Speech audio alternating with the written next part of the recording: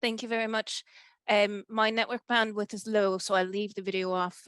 It's just to stop having in the middle of the speech. But thank you very much for the introduction, Maura. So my speech is around water-stressed countries. So for the last, those people in the community group will have heard the last 3 of our sessions where I've started my speech going, it will rain tonight. And when I'm talking about rain, I'm not talking about how it's just good for the garden. This is rain where the government is actually providing warnings to say not to travel and that flooding will take place. This is the first time I can say it will not rain tonight because it rained so hard yesterday that Ireland's second biggest city is actually underwater at the moment.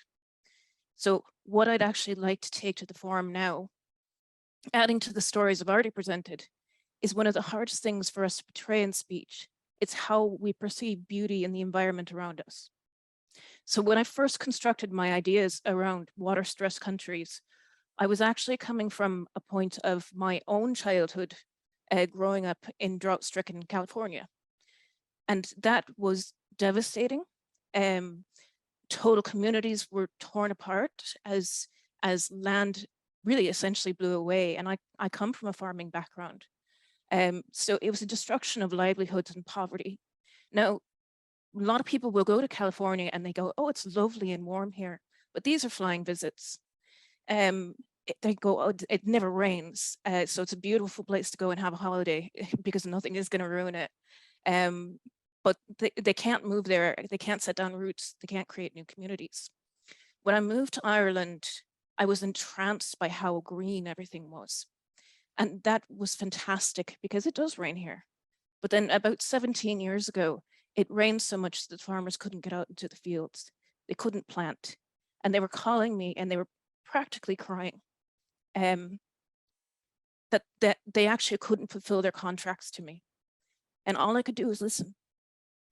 So I have a different perspective on this now.